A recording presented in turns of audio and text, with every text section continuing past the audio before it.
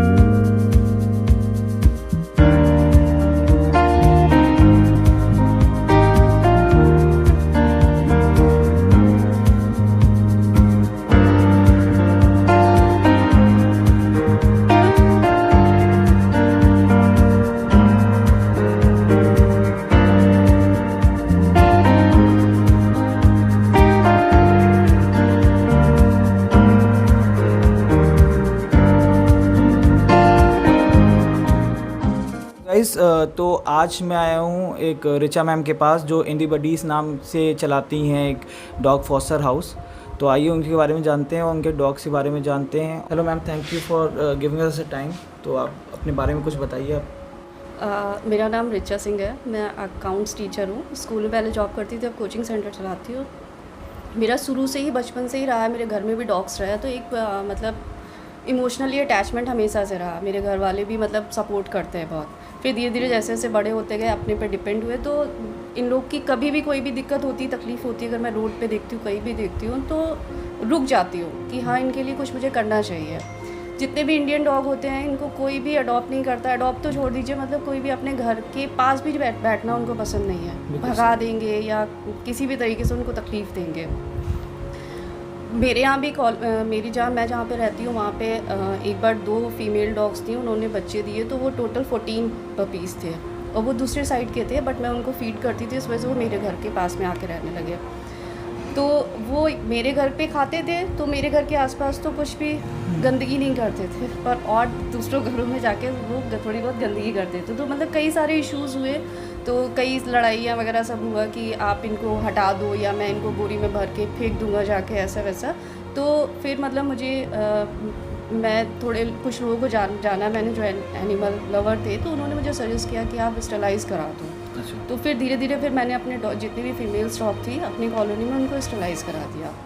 तो ये सारी चीज़ें जब मैं करती हूँ तो एक तो मुझे दिक्कत होती है प्लेस की। मेरे पास प्रॉपर कोई प्लेस नहीं है कि जहाँ पे मैं जो भी डॉग्स है अगर जिनको कभी कोई तकलीफ़ है या उनका ट्रीटमेंट चाहिए, उनको एक प्रॉपर प्लेस चाहिए जहाँ पे उनको देख रेख हो चुके, तो मेरे पास तो प्लेस नहीं है। और दूसरी फाइनेंशियली मैं अपने आप ही सब कुछ करती हूँ, मुझे कहीं से कोई हेल्प नहीं मिलती है। तो मैम ये बताइए कि जैसे कि आप जहाँ ट्रीटमेंट कराते हो इवन उनके चार्जेस होंगे? चार्जेस होते हैं, मैं पैरावेट को भी बुलाती हूँ तो भी एक टाइम का ड्रिप वगैरह जो भी ट्रीटमेंट रहता है वो 400 चार्ज करते हैं। मेरे आसपास की भी जितने डॉग है किसी को अभी लिटिल पैरालाइज्ड हुआ, फिर उसके बाद उसको डिस्टेम्पर हुआ, उसका जो भी ट्रीटमेंट हुआ वो किया। फिर एक दूसरा डॉग है उसको ट्यूमर हो गया था हाथ में, तो उसका मैंने ऑपरेशन कराया क्लिनिक में ले जाके, फिर घर में रखा, उसका ट्रीटमेंट किया बट वो ट्यूमर फिर से रीग्रो हो गया। तो फिर उसका कीमो कराया, तो उसके लिए पैरावेट बुलाती थी घर पे, तो रोज़ उसका कीमो होता था। फिर अभी उसका टिक फीवर हो गया तो उसका भी ट्रीटमेंट हफ्ते 10 दिन चला।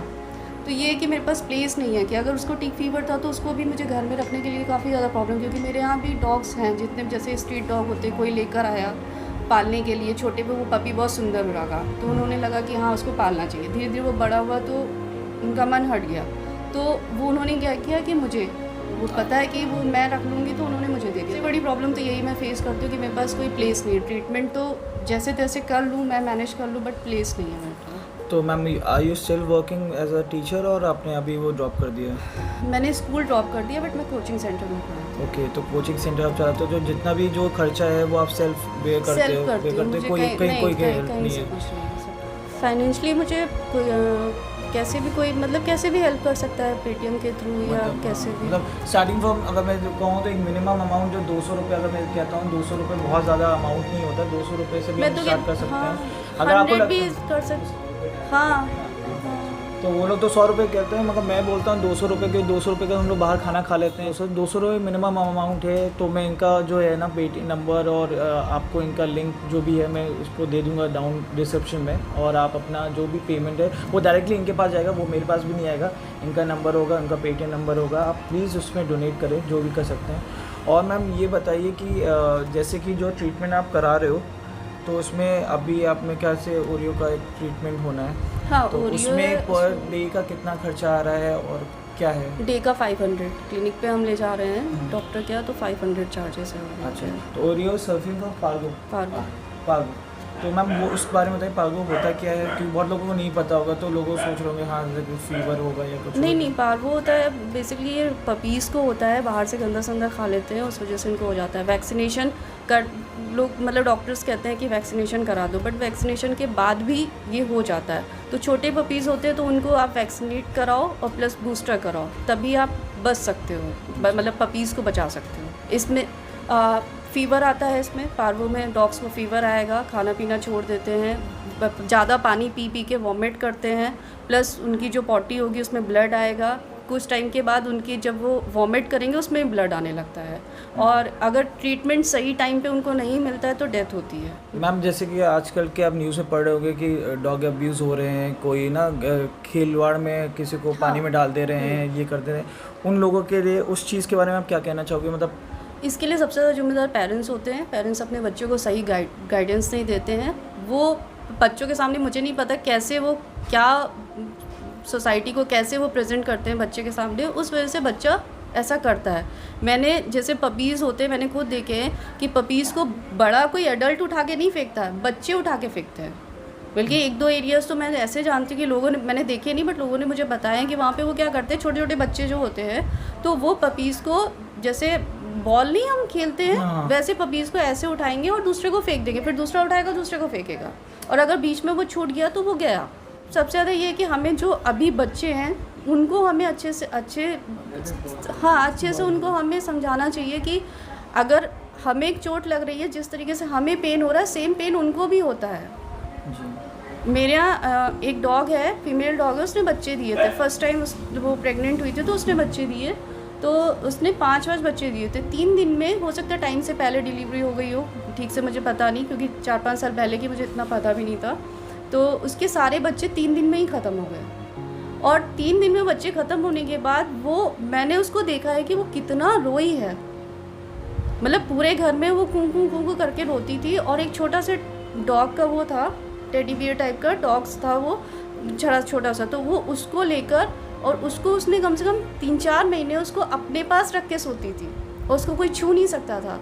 तो हम कैसे कह सकते हैं कि जो हम फील करते हैं वो ये फील नहीं करते हैं। इमोशंस तो इनके में भी होते हैं। आप बहुत इमोशंस हमसे ज़्यादा इनके पास होते हैं। कुछ एरिया ऐसे कि मैं 1 महीने में 1 बार कभी जाती हूँ, उनको बिस्किट वगैरह खिला के आती हूँ, पर मैं जैसे ही वहाँ पे जाऊँगी मेरी स्कूटी की आवाज़ जैसे सुनेंगे सारे इकट्ठे हो जाते हैं आके। क्या वो 1 पैकेट बिस्किट के लिए आते हैं? नहीं, प्यार के लिए आते हैं। प्यार के लिए आते हैं। आप इनको अगर थोड़ा सा प्यार दोगे तो उससे कई गुना ज़्यादा प्यार ही आपको देंगे। तो आई होप आप बहुत क्लियर होंगे कि मैम क्या चाहती हैं, और मैं चाहता हूँ कि अगर आपके यहाँ डॉग्स हैं, अगर आपके कोई डॉग्स लेना भी चाहता है, अडॉप्ट भी करना चाहता है, तो रिचा मैम को कांटेक्ट करो, she will help you in this thing. और फंडिंग है जितनी हेल्प कर सकते हो, क्योंकि अभी मैं आपको दिखाऊंगा और भी एक लिटिल एक है, उनको दिखाऊंगा, ही इज़ पैरालाइज, उसके हमें व्हीलचेयर की रिक्वायरमेंट है।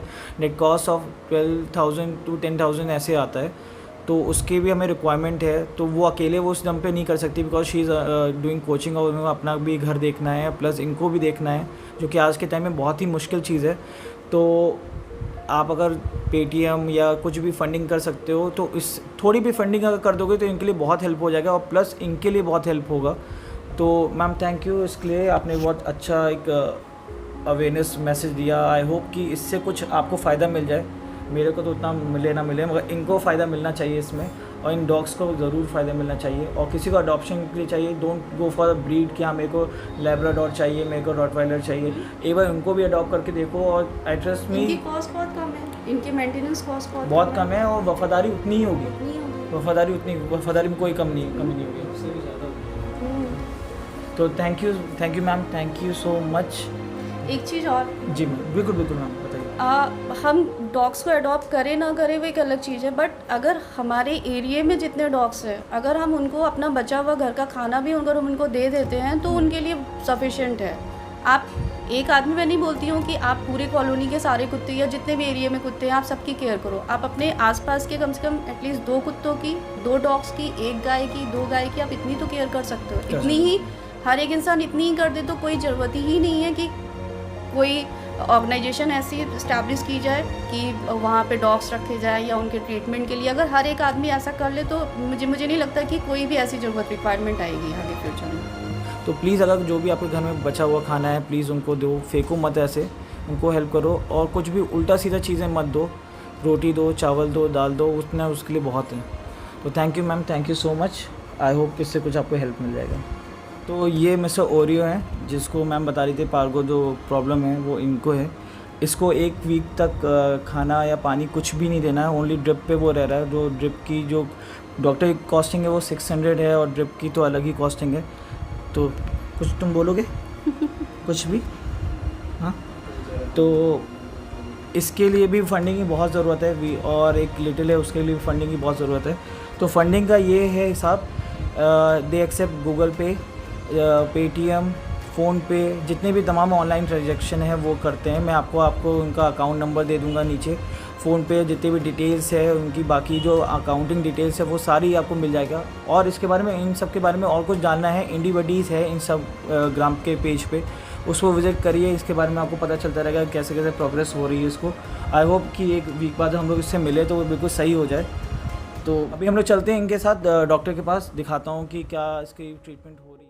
इस समय हम लोग आए हैं ओरियो को लेके, जो मैंने बताया था जिसको पार्गो प्रॉब्लम डिजीज़ थी, उसको लेके आए डॉक्टर के पास। और ये डॉक्टर हैं डॉक्टर माथुर पेट केयर, जो कि अलीगंज में हैं। इनको चढ़ रही है। तो मैं यही बोलना चाहता हूँ कि बहुत ज़रूरी है इस चीज़ में। आप कोई ज़रूरी नहीं है आप इनको, ना कि आप इनको बाहर पाल ही लो। नहीं पाल सकते हो तो प्लीज़ उनको अगर आप देख रहे हो उसके लिए पानी रख दो, क्योंकि इतनी गर्मी में उनको प्यास लगती है, वो नाली का पानी पीते हैं या गंदा पानी पीते हैं, जिसके बहुत सारी प्रॉब्लम उसको होती है। तो प्लीज़ उनको कुछ खाने के लिए जो आपके घर में बच जाता है उनको फेंके मत, उनको दे दो, पानी रख दीजिए उनके लिए इस गर्मी में, तो बहुत अच्छा होगा। और जब बरसात होती है तो कोई अगर हल्का सा शेल्टर भी आप दे देंगे उनके लिए बहुत है। उनको बहुत ज़्यादा जगह नहीं चाहिए, थोड़ी जगह चाहिए। तो अभी में हम लोग लेके आए हैं उसको ड्रिप चढ़ रही है। आइए अंदर देखते हैं।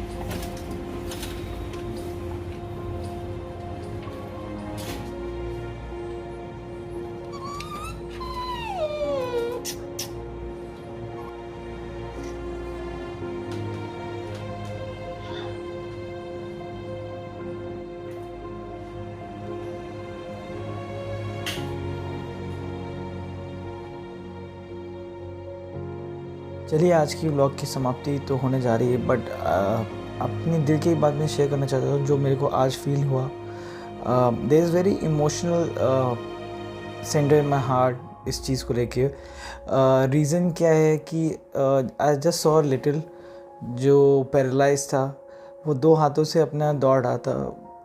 सोचिए कितना डिफ़िकल्ट होता होगा ना उनको कि पैर पैरालाइज है, 2 हाथ से चलना।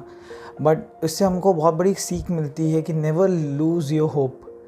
बिकॉज़ अगर हम लोग देखा जाए बीइंग अ ह्यूमन बीइंग, हमारे पास कैपेबिलिटी उनसे ज़्यादा है। बट हमारे लाइफ में अगर कुछ भी डाउनफॉल आता है, कुछ भी आता है, तो हम लोग तुरंत डीमोटिवेट हो जाते हैं। But we should learn this thing from little और बाकी लोगों से, क्योंकि मतलब सोचिए, जस्ट इमेजिन 2 पैरों से चलना, अपनी लाइफ को जीना। सोचिए अगर इनके पास ना होता तो आज के टाइम पे वो ज़िंदा नहीं रहता।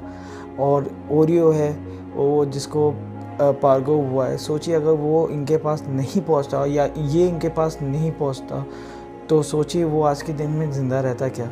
इसी क्वेश्चन के साथ मैं चाहता हूं कि आप अपने घर के पास जो आस पड़ोस है जो पेट हैं 10 रुपये का ही सही कुछ तो खिला दीजिए। उससे देखिएगा 10 रुपये का पैकेट आप खिलाओगे ना तो ज़िंदगी भर वो आपके साथ रहेगा।